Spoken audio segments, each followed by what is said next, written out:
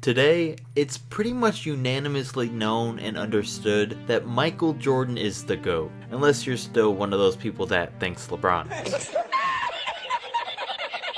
But seriously, the majority of NBA players, fans, and even the non-NBA fans have pretty much all agreed that Michael Jordan is the greatest basketball player of all time, for about as long as most people can remember. But exactly how long? Exactly when was it mutually decided by everyone that Michael Jordan was the best ever? Well, if you've ever asked yourself that question, then today's your lucky day because you're about to find out. But before we do that, we gotta talk about who the GOAT was before Jordan.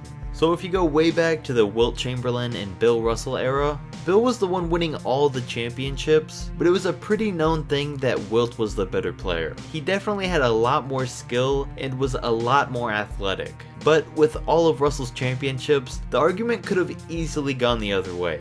So there was a little bit of debate. And then right around there is when Kareem comes in, who to this day is in a lot of people's all-time top 3, but he wasn't a guy that was really liked by fans or the media back then, so he never truly made it into the conversation as the greatest ever. And then for a little bit, there were conversations that Dr. J might have been the greatest of all time, so around the late 70s, there were a lot of options. But no one truly held down the unanimous vote as the GOAT. But that changed a little bit in the 80s when the Magic Johnson and Larry Bird era came into place. These guys were so great, had such a good rivalry, and both played on all-time great teams to the point that they both took over the spot as the greatest of all time. Because in fans' opinions, they were really split 50-50 on who was the best, depending on what fan you asked. But as we all know, things changed pretty quickly. Because Michael Jordan's career really took off when he failed another level. And then by his last season in North Carolina, he was so good that a player from Indiana said that when his coach told him he had to guard Michael Jordan in their Sweet 16 game, he went back to his hotel room and threw up.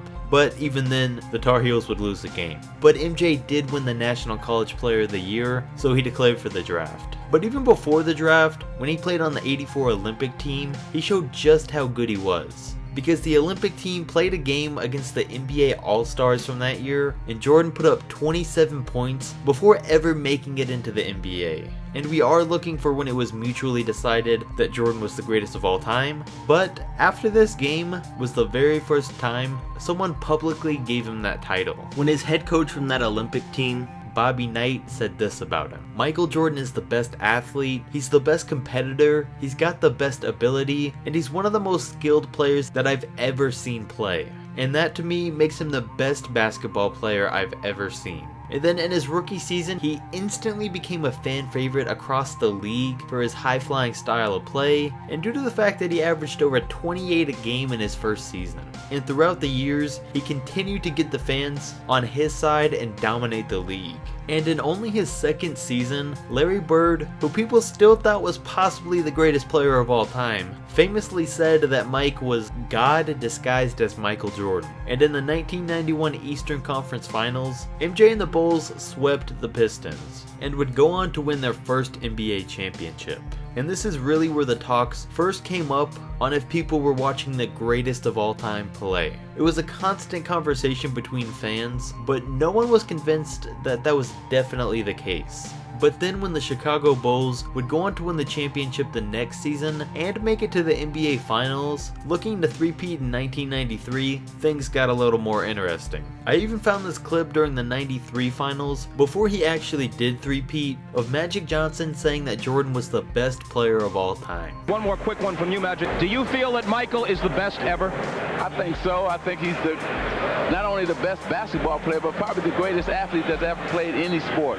So at this point, he had been called a god and a GOAT by the two men that had previously been considered the best. But after the Chicago Bulls beat the Suns in the 93 Finals on June 20th, 1993, to be the first team to three-peat since Bill Russell and the Celtics, there was no one that could deny how good Jordan was. Because after that Game 6 win, the NBA world understood that Michael Jordan was the greatest player to ever step foot on a basketball court. No matter what team they rooted for, everyone knew that the Chicago Bulls had the GOAT. and at that point there was really no case to deny it. Because look at this. Up until that point, MJ was a 3-time NBA champion, a 3-time finals MVP, a 3-time regular season MVP, a 9-time All-Star, a defensive player of the year, a 6-time member of the all-defensive first team, a 2-time dunk contest champion, a 3-time steals leader, and had led the league in scoring for the past 7 seasons. And this is all before his first retirement.